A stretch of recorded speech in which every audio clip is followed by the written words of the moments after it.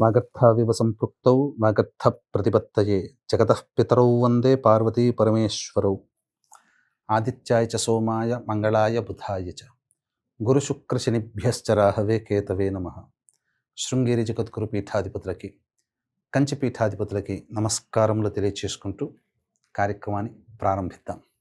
వీక్షించేటువంటి ప్రేక్షకుల్లో చాలామంది మహిళలు, యువతులు చాలామంది ఉంటారు. ఇది ప్రత్యేకించి ఈ వీడియో ఎవరి కోసం అయ్యానంటే, చెబుతున్నాను వినండి. ఆర్థిక బాధలతో ఇబ్బందులు పడుతున్నటువంటి వాళ్ళు, వ్యాపారపరంగా సమస్యలతో సతమతమవుతున్న వాళ్ళు, ప్రధానంగా డబ్బుకి ఇబ్బంది పడుతున్నటువంటి వాళ్ళు, ఉద్యోగ సమస్యలు, ప్రమోషన్లు రాక, అలాగే నిరుద్యోగము అనగా ఉద్యోగం లభించక, ముఖ్యంగా కష్టాల పాలైనటువంటి వాళ్ళు, ఈ కష్టం చెప్పుకోలేం, పగవాడికి కూడా రాకూడదు ఈ కష్టాలు అని భావించే వ్యక్తుల కోసం, ఇంకా ప్రత్యేకముగా భర్త అనారోగ్యం పాలై సతమతమవుతూ హాస్పిటల్ చుట్టూ తిరగాల్సినటువంటి పరిస్థితి ఉన్న మహిళల జీవితంకి సంబంధించి, అలాగే ఆల్రెడీ వివాహమై భర్త దీర్ఘకాలం ఆయుష్మంతుడుగా ఉండాలని కోరుకునే ప్రతి మహిళ, మరియు జాతకాన్ని చూపించినప్పుడు మాంగళ్య దోషాలు ఉన్నాయి, ఈ అమ్మాయికి వివాహం కావడం కష్టం అనుకున్నటువంటి మహిళలు, యువతులు, అలాగే వివాహ ప్రయత్నాలు చేస్తున్న, వివాహం కాక ఇబ్బంది పడుతున్న వాళ్ళు, మహిళలకి, యువతులకి ముఖ్యంగా సకల వివాహ దోషాలు తొలగిపోయే మార్గం ఈ యొక్క జ్యేష్ఠ పౌర్ణమి రోజున ఏర్పడబోతుంది. కాబట్టి ఆ మార్గంలో చెప్పిన విధానాన్ని ఆచరించి, మీరందరూ ఈ చెప్పిన సమస్యలు ఉన్న వాళ్ళందరూ ఆచరించి తరించండి. అవకాశం ఉంటే ఈ వీడియోని 10 మందికి షేర్ చేయండి, మంచి జరుగుతుంది. వాళ్ళకి మంచి జరిగితే మీకు మంచి జరిగినట్టే. అయితే ఇక వివరాల్లోకి వెళ్ళినట్లయితే, జ్యేష్ఠ మాసము, పౌర్ణమి తిథి, సోమవారము, మూలా నక్షత్రంతో కూడుకున్నటువంటిది. ముఖ్యంగా మూలా నక్షత్రాన్ని మీకు తెలియచేస్తాను. మూలా నక్షత్రానికి అధిపతి ఎవరు? కేతు. కాబట్టి కేతు ఎటువంటి పాత్రను పోషిస్తాడు? మన జీవితంలో రాహువు చెప్పి చేస్తాడు, కేతువు చెప్పకుండా చేస్తాడు. మనకు ఆకస్మికంగా వచ్చే ఇబ్బందులు కేతుగ్రహ ప్రభావం వలన కలుగుతాయి. అలాగే ఈ కేతు యొక్క ప్రభావము, దుష్ప్రభావం ఉంటే మన జీవితంలో అందరూ దూరం అవుతారు. అంతేకాకుండా ఈ కేతువుకి అంతరిక్ష దేవత ఎవరయ్యానంటే ధూమావతి. అలాగే ఈ కేతువుకి అధిష్టాన దేవత గణపతి, ఆటంకాల నివారణ గణపతి. ధూమావతి యొక్క అనుగ్రహం కలిగితే దీర్ఘ సుమంగళిత్వం కలుగుతుంది. కేతు యొక్క అనుగ్రహం కలిగితే బంధాలని కోల్పోకుండా మన వాళ్ళని మనకు దక్కేటట్టుగా చేస్తాడు. కాబట్టి ఈ కేతు యొక్క ప్రభావం ఇక్కడ ఈ జ్యేష్ఠ పౌర్ణమి రోజున ఉంది. అలాగే ప్రధానంగా విష్ణు సంబంధమైనటువంటి మాసంగా చెప్పబడుతున్నటువంటి జ్యేష్ఠ మాసంలో పౌర్ణమి తిథి కాబట్టి, ప్రధానంగా త్రిపుర సుందరి అమ్మవారు షోడశ కళలతో ఈ పౌర్ణమి రోజున విరాజిల్లుతుంది. సంపూర్ణముగా చంద్రబలము కలిగినటువంటిది. చంద్రుడికి రోజైనటువంటి సోమవారం రోజున, కేతు నక్షత్రం ఉన్నటువంటి రోజున జ్యేష్ఠ పౌర్ణమి ఏర్పడింది. ద్విస్వభావ రాశులలో ఈ యొక్క రవిచంద్రుల స్థితి ఉన్నటువంటి కారణం చేత అత్యంత మహిమాన్వితమైనటువంటి రోజుగా చెప్పబడినటువంటిది. ఈ రోజున కష్టాలతో బాధపడేవాళ్ళు, ఆర్థిక పరంగా, వ్యాపార పరంగా, ఉద్యోగపరంగా చెప్పిన విధంగా సమస్యలతో సతమతమవుతున్నటువంటి వాళ్ళు పొద్దున్నే లేచి కాలకృత్యాదులు తీర్చుకొని కొన్ని నియమాలు పాటించాలి. అలాగే దీర్ఘ సుమంగళి, వివాహ దోషాలు, మాంగళ్య దోషాలు, చక్కటి భర్త లభించడం కోసం ఈ రోజున ఆడవాళ్ళు చేయాల్సినటువంటి చిన్న పరిహారం గురించి మీకు తెలియచేస్తాను. కాబట్టి క్లుప్తంగా తెలియచేస్తాను. కాబట్టి ఇంతటి మహిమాన్వితమైనటువంటి రోజున సమస్త మానవాళికి కూడా సంతోషము, ఆనందం కలగాలి, వాళ్ళ కోరిన కోరిక నెరవేరాలి, వాళ్ళ సంకల్పం నెరవేరాలనేటువంటి ఒక సదుద్దేశముతో మన పీఠమాధ్వర్యంలో సాయంకాలం 7 గంటలకి ఈ జ్యేష్ఠ పౌర్ణమి సందర్భంగా 29వ తారీఖు రోజున ధూమావతి, ప్రత్యంగిర, బగళాముఖి హోమాలతో పాటుగా మేష, మిథున, కర్కాటక, సింహ, కన్య, వృశ్చిక, ధనస్సు, కుంభ, మీన రాశిలో జన్మించిన వారికి శనిదోష నివారణ పూజలు, హోమాలు, మరియు మీ జాతకరీత్యా కలుగు విద్య, వివాహ, ఉద్యోగ, దాంపత్య, అనారోగ్య సమస్యల నివారణకి సర్వదోష నివారణ పూజలు హోమాలు జరిపించి శక్తిపాతము చేసినటువంటి కరుంగలి మాల ఇవ్వడం జరుగుతుంది. అవకాశం ఉన్నటువంటి వాళ్ళు సాయంకాలం 29వ తారీఖు 6 గంటల లోపల స్క్రీన్పై కనిపిస్తున్న నెంబర్కి కాంటాక్ట్ చేసి మీ గోత్రనామాదులు నమోదు చేసుకోవచ్చు.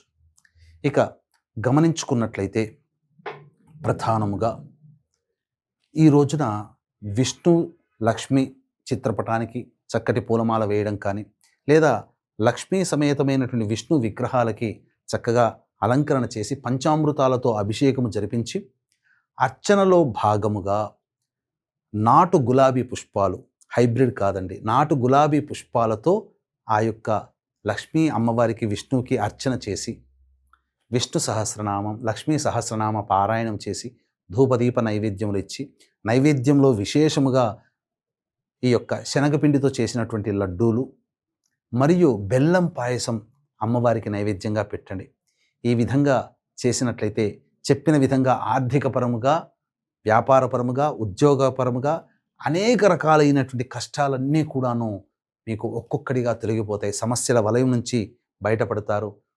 అలాగే ఇంటికి సంబంధించినటువంటి లోన్స్కి శాంక్షన్ అవుతాయి.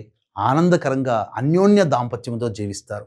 ఇక తరువాయి అందరూ ఎదురు చూస్తున్నటువంటిది, ఎవరి భర్త అయితే అనారోగ్యం పాలై హాస్పిటల్ చుట్టూ తిరుగుతున్నారో, ఏ మహిళ అయితే తన జీవితాంతం తన భర్త దీర్ఘాయుష్మంతుడిగా కోరుకోవాలని అనుకుంటుందో, ఏ యువతి అయితే తన జీవితంలో ఎన్ని ప్రయత్నాలు చేసినా వివాహాలు కాక మాంగళ్య దోషాలతో సతమతమవుతుందో, ఏ యువతి అయితే అనుకూలమైన భర్త లభించాలని కోరుకుంటుందో, అటువంటి వాళ్ళందరూ కూడా ఈ రోజున వ్రతాన్ని ఆచరించాలి. ఒక చక్కటి వ్రతం, వటవృక్ష వ్రతం, వట సావిత్రి వ్రతం.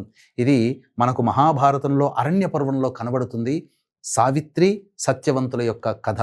తద్వారా అల్పాయుష్యుడైనటువంటి సత్యవంతుడైనటువంటి తన భర్తని వివాహం చేసుకోవడం ద్వారా అచిరకాలంలోనే వివాహమైన కొన్ని నెలలలోనే యమగండానికి ప్రాప్తమవ్వడం, ఆ యముడినే ఎదిరించి అనేక వరాలు పొంది తన మామకి కంటి చూపు, మళ్ళీ తిరిగి రాజ్యము, తన భర్త దీర్ఘాయుష్మంతుడు, పుత్ర పౌత్రాదులతో విరాజిల్లేటువంటి జీవితాన్ని ఆ సావిత్రిదేవి యముడి ద్వారా వరంగా పొందింది. ఈ వ్రతాన్ని ఆచరించడం వల్ల.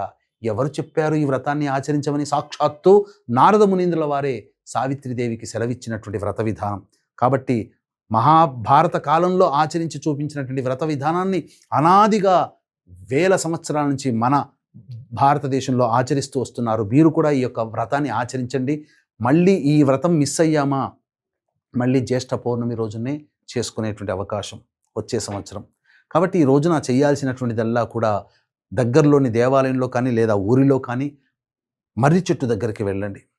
వెళ్ళి ఆ మర్రి చెట్టుకి సాష్టాంగ నమస్కారం చేయకపోయినా నమస్కారం చేసి, నా భర్త ఆయుష్గా ఉండాలి, నా భర్తకు ఉన్నటువంటి అనారోగ్యం తొలగిపోవాలి, నా జాతకంలో ఉన్నటువంటి మాంగళ్య దోషాలు పోవాలి, లేదా నాకు చక్కటి భర్త లభించాలని ఎవరికి వారు తగ్గట్టుగా వాళ్ళ కోరికలను కోరుకొని చక్కగా ఆ యొక్క మర్రి చెట్టుని మంచినీటితో కొద్దిగా శుభ్రం చేసి, ఆ మర్రి చెట్టు మొదట్లో చక్కగా పసుపు కుంకుమలతో అలంకరణ చేసి, తదనంతరం తెచ్చుకున్నటువంటి రాగి చెంబు నీటిని ఆ మర్రి చెట్టు మొదట్లో వేసి, తదనంతరం దీర్ఘాయుష్మంతుడుగా నా భర్త ఉండాలని మనస్సులో ఆ సావిత్రీదేవిని సత్యవంతుణ్ణి స్మరించుకుంటూ ఆ యొక్క వటవృక్షానికి 3 చుట్లు పసుపుతో తడిపినటువంటి నూలు దారాన్ని 3 చుట్లు చుట్టాలి.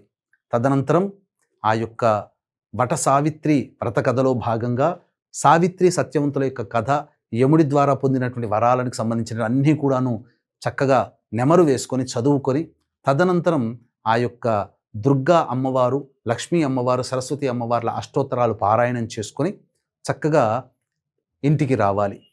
ఎందుకు వటవృక్షం చేయమన్నారంటే, వటవృక్షం వేరులో బ్రహ్మ, కాండంలో విష్ణువు, కొమ్మలలో ఈ యొక్క రుద్రుడు తిష్ట వేసుకొని ఉంటాడు.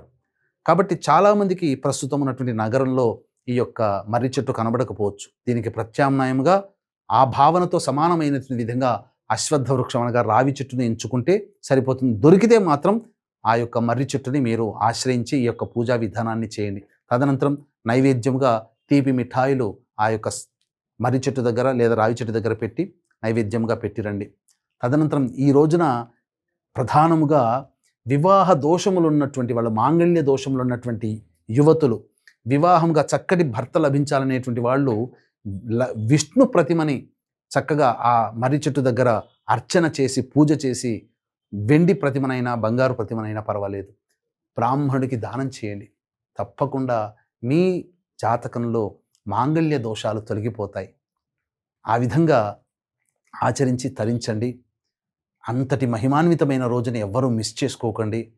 మళ్ళీ ఇంతటి మహిమాన్వితమైనటువంటి రోజున సాయంకాలము ఆ దుర్గా అమ్మవారి ఆరాధన చక్కగా చేయండి ప్రదోషకాల తదనంతరం.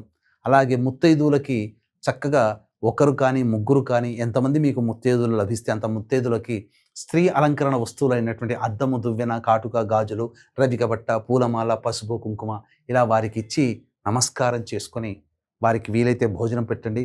దక్షిణ తాంబూలాదులు ఇవ్వండి. ఈ విధంగా చేసి వారి ఆశీర్వచనం తీసుకోండి. తప్పకుండా మీ భర్త దీర్ఘాయుష్మంతుడుగా మీకు తిరిగి వస్తాడు. అలాగే చక్కగా వివాహ దోషాలు తొలగి మంచి వరుడు లభిస్తాడు.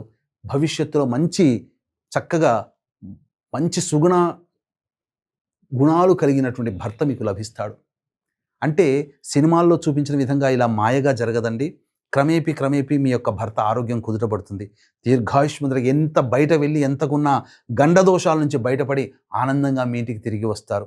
ఇలా అనుభవిస్తే తప్ప ఈ యొక్క అనుభూతుల్ని చెబితే అర్థం కాదు. అనుభవించినటువంటి వాళ్ళకే అది అర్థమవుతుంది. కాబట్టి తప్పకుండా పూర్వకాలంలో ఎంతోమంది ఈ విధానాన్ని ఆచరించి దీర్ఘాయుష్యులుగా పొందినటువంటి భర్తల్ని కలిగిన వాళ్ళు ఉన్నారు. మీరు కూడా ఆచరించండి. ప్రతి మహిళ ఆచరించాల్సినటువంటిది, ప్రతి మహిళ తరించాల్సినటువంటిది ఈ యొక్క వ్రత విధానం. అవకాశం ఉంటే ఆచరించి తరించండి. లేదా మన పీఠమాధ్వర్యంలో ఈ యొక్క జ్యేష్ఠ పౌర్ణమి రోజున సాయంకాలం 7 గంటలకి ప్రారంభమయ్యేటువంటి కార్యక్రమంలో మీరు కనిపిస్తున్న నెంబర్కి కాంటాక్ట్ చేసి ఈ యొక్క సర్వదోష నివారణ పూజలు, శనిదోష నివారణ పూజలు, ప్రత్యంగిర, బగళాముఖి, అలాగే ధూమావతి హోమాలలో మీ గోత్రనామాదులు నమోదు చేసుకుని దైవానుగ్రహాన్ని పొంది తరిస్తారని కోరుకుంటూ సర్వం శ్రీ ఉమామహేశ్వర పరబ్రహ్మార్పణమస్తు.